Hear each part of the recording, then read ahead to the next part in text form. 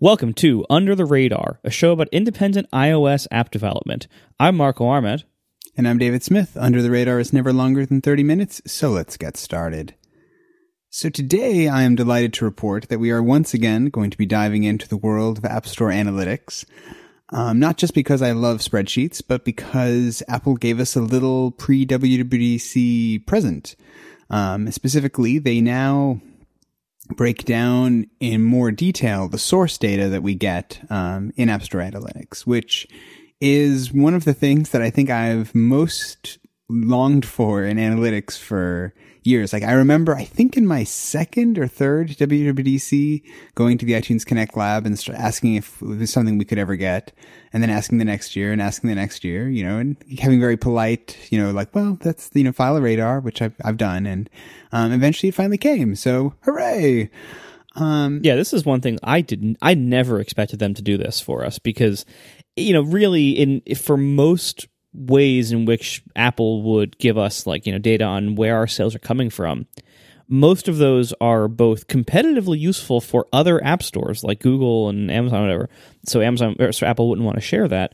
And also it's things that Apple tends not to be very good about, like, you know, just general analytics and tracking, you know, letting people track more about the behavior of their store. It's the kind of thing that Apple would not only want to keep private most of the time, but generally also wouldn't be even very good at providing, even if they wanted to historically. You know, it's like the kind of service they don't usually do well. So it's very nice to see it. And, you know, there's one slightly skeptical angle of this, which is like, well, maybe they're trying to drive people to invest more into search ads because it shows how important search is for a lot of apps.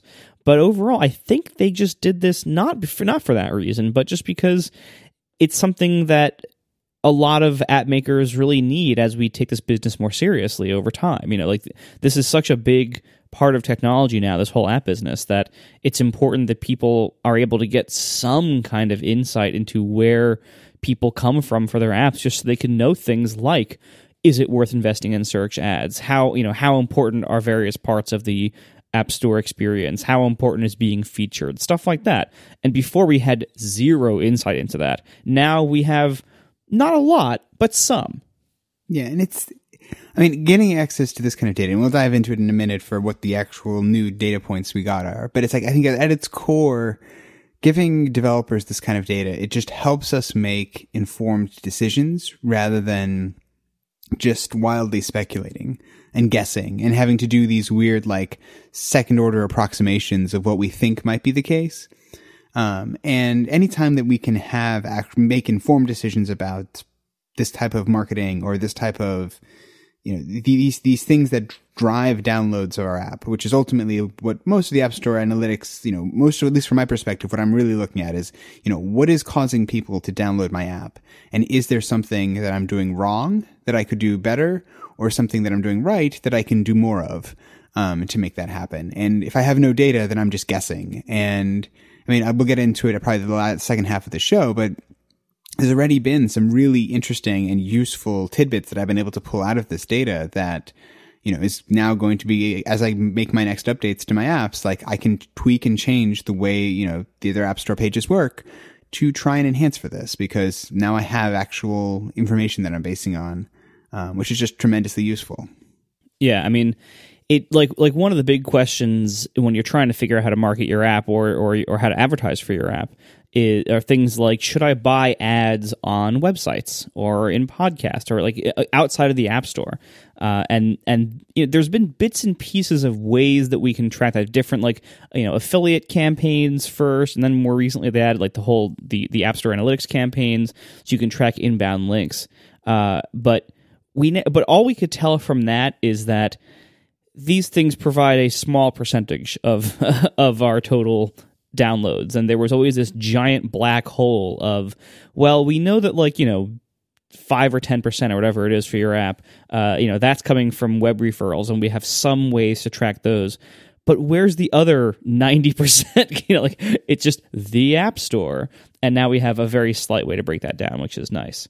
One thing, though, that I've noticed, and we're going to get into this in a little bit, but one thing I've noticed is that, you know, the reason I'm giving such, like, vague numbers here is that as we got this ability over the last week when this rolled out, and I started seeing developers posting their pie graph breakdowns of like, this percent came from App Store browse, this percent from search, this percent from app refers, this percent from web refers.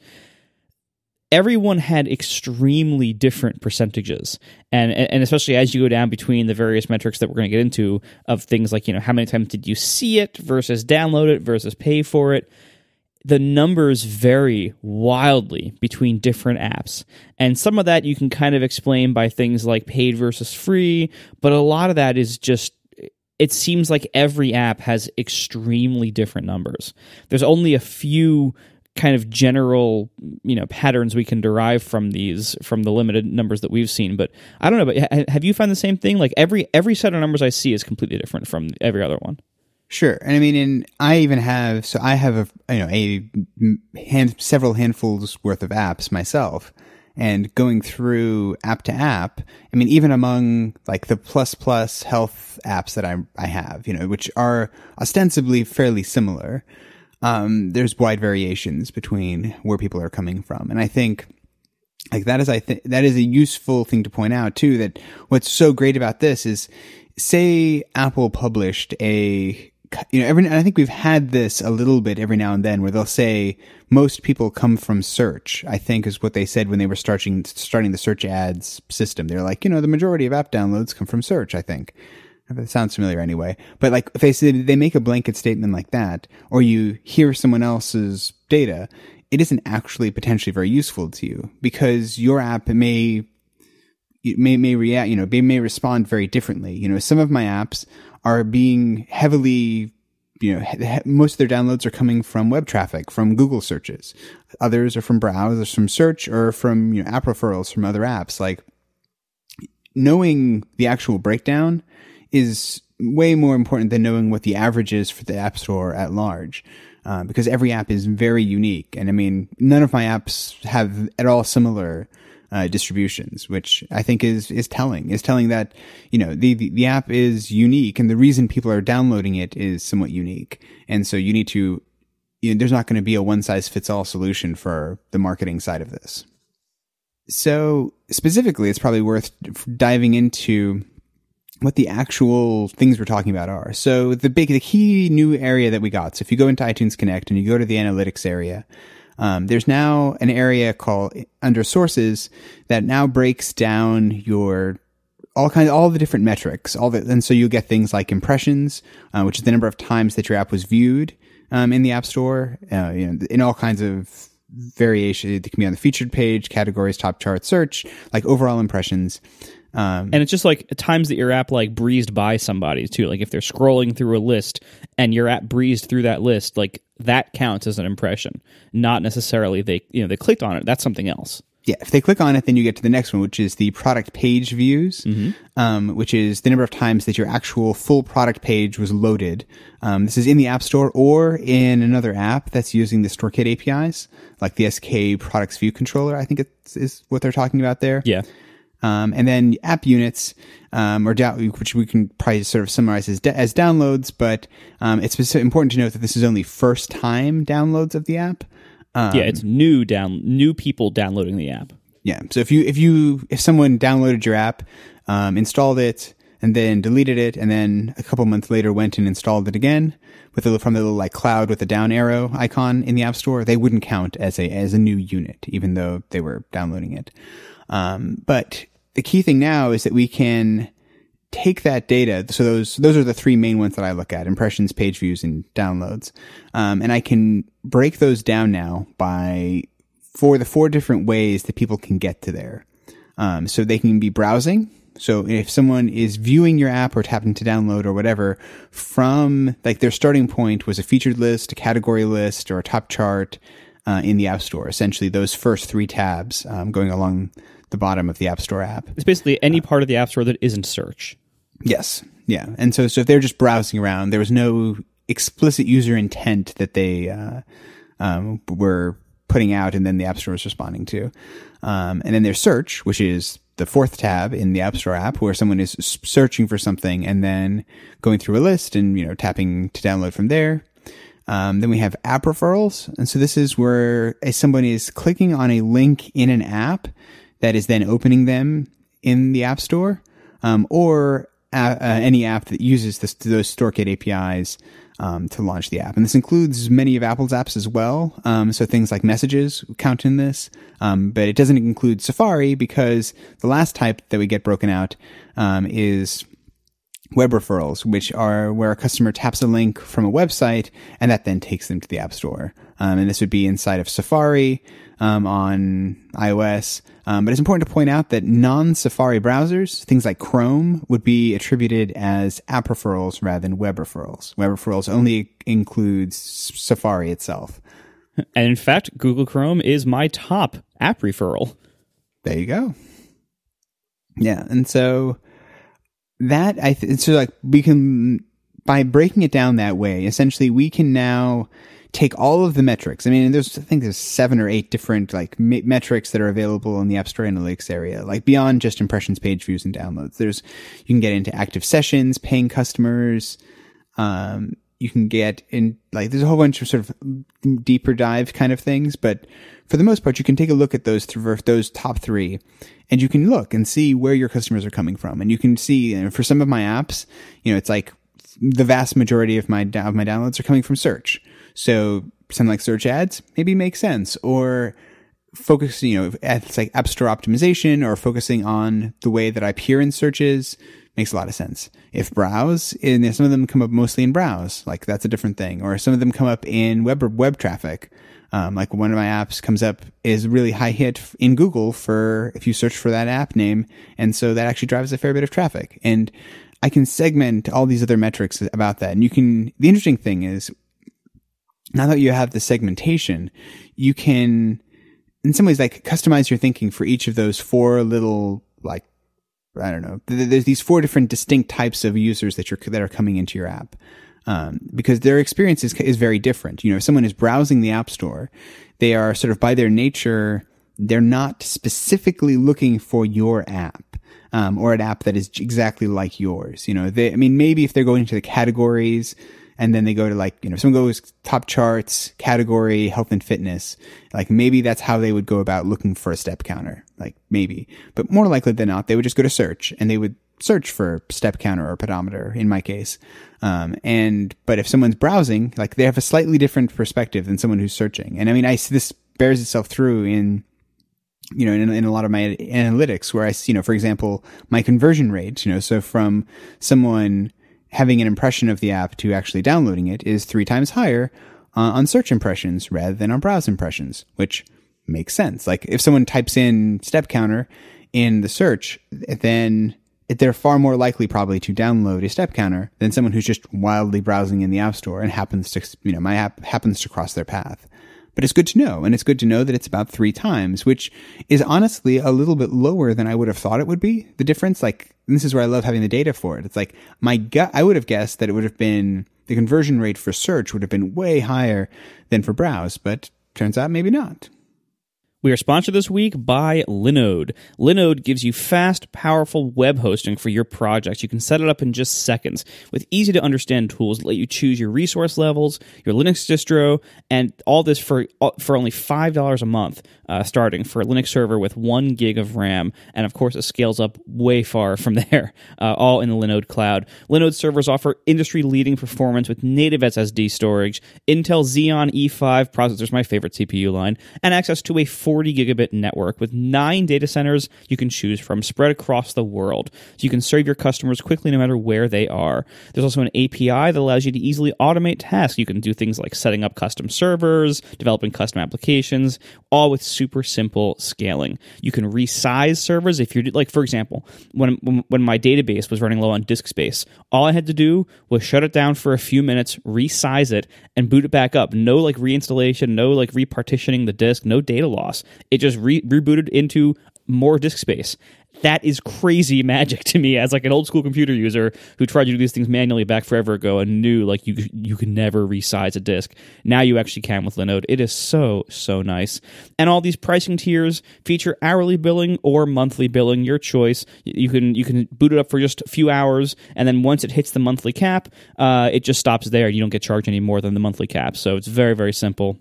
They also have wonderful add-on services like backups and node balancers, because they're a form of load balancer, which I use a lot, specifically to deal with SSL for me. The load balancer can decrypt SSL and pass everything to your backend servers over regular HTTPS, and just kind of saves the hassle of keeping up to date on the various, different ciphers and everything else for SSL security. So anyway, check it out today. Go to linode.com/radar to learn more and sign up and take advantage of a $20 credit. So you get $20 off by using linode.com/radar or promo code radar2017 at checkout.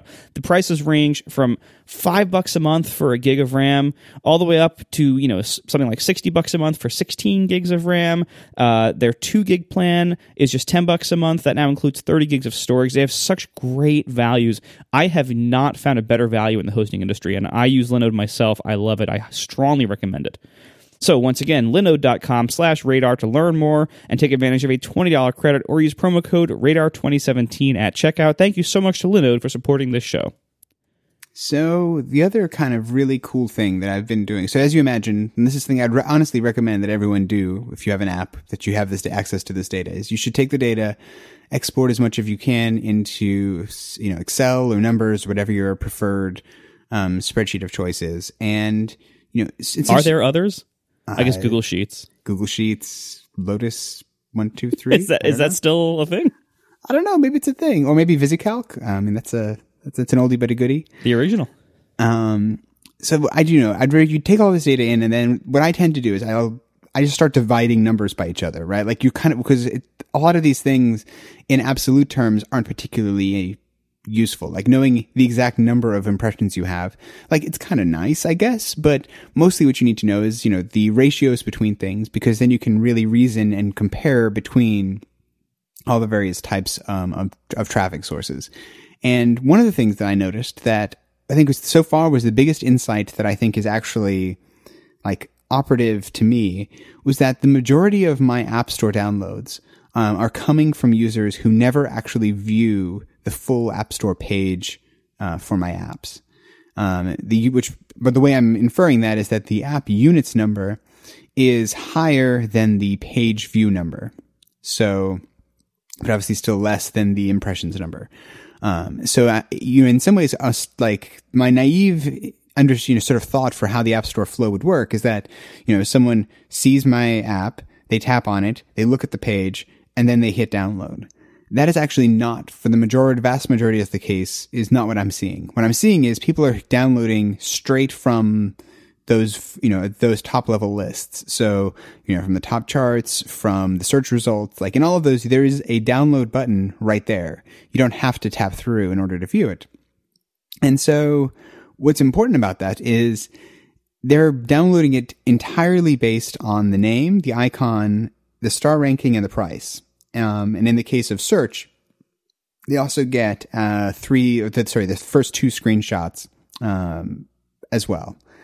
That is all they are ever seeing before they download the app, which is kind of interesting to me. Yeah. I mean, it's like seeing that number pulled out. It's like there's so many of these things that I think we've talked about, and I think a couple of weeks ago we even had an episode where we were like diving into this kind of stuff, where it's important to have a good App Store description, and your 4th and 5th screenshot are probably, are somewhat, they're things you want to take advantage of and do well. But a very high percentage of people are just downloading based on just the name, icon, and star rating and price. And that's kind of crazy in some ways. Like, I think it means that you need to have a really good name. You need to have a really good icon. Make sure your rating's high, and honestly, probably be free. Like, being free, I'm sure drives this a lot. I haven't dug into deeply yet, comparing free and paid, but I would expect that the ratio there is massively off. But if you're a free app, people will just, on impulse, they see it, get it, that they're done. They don't even have to dive into it, which, I think is really, that is a compelling thing to see, and especially interesting is on when people are searching, they click through to the detail page even lower rate. I think it was 11% of my impressions turned into page views in search, whereas 45% of them turned into page views from browsing. So, in the search area, those first two screenshots are very important because, 90% of people aren't actually going any farther than that initial search list. So like that's like the first insight that I pulled out of my data that I'm like, that is really interesting. I mean, I think it makes me definitely emphasize a little bit the importance of being, preserving and maintaining my star rating. In a way that I knew was important. It's like, wow, that is probably very important because I can't really change the name at this point. The icon is pretty set. So really all I can change is making sure that I have a good, star rating. And if I don't, and that ratio starts to go down, like that's problematic in a significant way. Yeah, I mean, I think, many of us have suspected for a long time that not a lot of people read the description and stuff like that and viewed the whole page, but I don't think we ever had anything to really back that up until now. And now it's very clear what you're saying. Like, it's like, yeah, search matters a lot and everything else matters a little bit. But really, you need to optimize your app for visibility in search rankings. And this is, and seeing these numbers, on one hand, it's like, oh, thanks, Apple, for finally providing this information. On the other hand, it's like, oh, man, what a shame that App Store search is so mediocre. Like, this really shows, like, quite how much of an effect on the ecosystem search has. And it is really unfortunate that the actual, like, relevance ranking of App Store search continues to be so mediocre. But that's the world we're living in, I guess. So might as well work within it. And one way to work within it is search ads. And this has been, they launched back in October or something like that. Something like that. I think it was in beta over the summer, and then in the fall it went live. Yeah, I've been doing search ads every week, and we should do a whole episode about kind of following up on like doing them well. But basically, this shows me how many downloads of my app come from search total, and I can correlate that with my search ads numbers, because when you do search ads, it gives you lots of useful reports of things like, how many clicks you're getting and through what kind of, what type of queries and what it considers relevant to you and everything. And so I'm getting about 12% of my search downloads are coming from search ads. I can now see that. And because my app gets so much from search, about 10% of all my installs are coming from search ads. So that's worth knowing. But again, like these new metrics that we got really strongly illustrate quite how important App Store search is for a lot of apps. And again, I will say, as we said at the beginning, this does vary a lot for different apps. But one thing I've seen pretty consistently among most of the people's little donut charts that we've been passing around is that search is pretty important for most apps. Yeah, and I think the thing with there is especially that search is important in like it's important in a way that you can control and change. Because if your app is ranking well, if you're high in the top charts and being featured all the time, like your browse side of things is going to go up, but that is not something that you have direct control over. And so, so in some ways, like for me, some of my apps, browse is more important than search. Just, the way the numbers come out. But the reality is when I look at that, I think it's like, well, okay, like I want to do cool things that Apple is going to feature. Like that's something that I can sort of control maybe. And like, I want to have lots of downloads so that I can rank highly in the top charts. But none of those are really direct things. Whereas, search is the only area where we have much more direct control over. And, still not complete control, but like we choose keywords. We choose what those first two screenshots are. Like we choose a lot of things that will impact our ability to convert well in search. And so even if your app has higher impressions on the browse side, search is still, I think, probably a more important area to focus on, just because it's an area that I think we can have the biggest impact on as in terms of actually affecting change. Yeah, and but the other thing though, like this does show you quite, it shows you in kind of broad relative terms, like maybe it isn't worth investing a ton of time into trying to get featured. Because it looks like the value of getting featured, I mean, obviously it varies depending on what kind of feature you get, but the value of getting featured is not amazing in this. Although, I'll tell you what, one thing I would love so badly to have is one of those little badges in search results that says like editor's choice or like best of or essentials, like there's a couple of like very high level features that if you get one of those ever, I think you get that badge in your search result forever. And that, obviously, now that we see the importance of search, and especially like how your little listing looks without clicking through to your product page, the value of that would be immense. And I so badly want one of those badges on mine. But otherwise, I think it's very clear. The other thing I wanted to mention before we run too much out of time is that a lot of the metrics that we get in App Analytics, including many of these new ones for sources of people and stuff, are opt-in only. And what this means is basically that only people who selected send data to Apple on the setup screen during the OS installation, only those people's data is being counted here. And for my app, that's a very low percentage. And the impression I get from most other developers I've talked to is that for their apps, it seems to be a pretty low percentage too. And now you can even see that you can compare your numbers here, and you can see this it's showing me a graph of this metric that says it's representing people, but then it says opt-in only in little small text next to it. And if you look at the absolute numbers on the graph compared to the numbers in the ones that are not opt-in only, you can see it's a pretty small percentage. So I would say that any metric that says opt-in only is not incredibly useful because it's such a small percentage, and it probably is not like a random sample. It's probably not completely representative of the whole. So those metrics I would not put a lot of weight in. But the ones that are not opt-in only, I think that's great to have. Sure. I mean, though, the reality is, it is what it is, and that's the best we have. So, I definitely love diving into some of those opt-in only ones. And fair enough, it's a small, perhaps not random distribution, but at least it's something, and understand getting insight into 20% of my users is better than getting insight into 0%.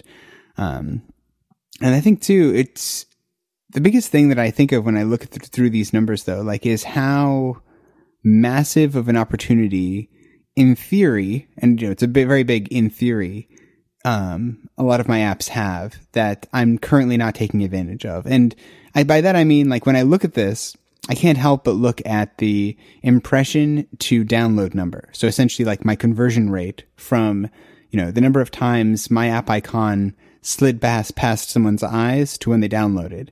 And a lot of those are, pretty low. I think for Browse, for Panorama++, it's about 11%. It's about 11%. For Search, it's 28%, which is good. I'm not saying it's not a terrible number. It's not, fractions of a percent, but when I see that, I see it as a massive opportunity. And I think that's the thing that I probably would leave, towards the end of the show, sort of for everybody to think about is using this kind of data. You have a tremendous opportunity to increase your user base, your download numbers, because, if right now only 1 out of 10 people who are browsing around and see my app icon download, if I can turn that into 2 out of 10, which is, the actual numbers involved aren't actually that dramatic, or the increase isn't that dramatic, but the numbers involved would actually be very significant. And so it's a very big opportunity. I'm like, well, what if, what do I have to do to affect that number? And what I love is that I can, as I make changes, so I'm actually going through and making a few tweaks to some of the, I'm actually making a tweak to the apps icon, and going to be changing around a little bit the first 2 screenshots in some of my apps. And what I love is I can make those changes in the next update. And then now I can go into this area and I can see, did that change anything? Right? It's not quite A/B testing, which would be, lovely in its own way, but also terrifying. But I can very least, I can make a change. I can measure its impact and then, iterate on that. And hopefully increase these numbers, ever so slightly. And, these small changes in conversion rate can have a pretty significant impact ultimately, to my bottom line, which is really cool. Thanks for listening, everybody, and we'll talk to you next week. Bye.